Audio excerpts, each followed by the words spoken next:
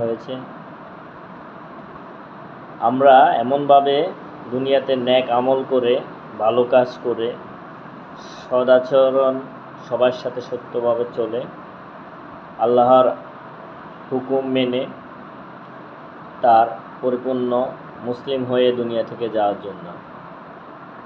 আর সেই আমরা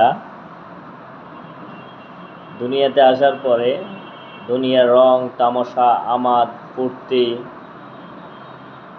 ইত্যাদি আল্লাহ পাক রব্বুল আলামিনের যে কথাগুলা অমান্য করার, যেগুলা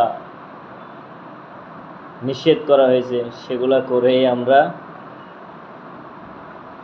রং তামাশা নিয়ে ব্যস্ত আছি।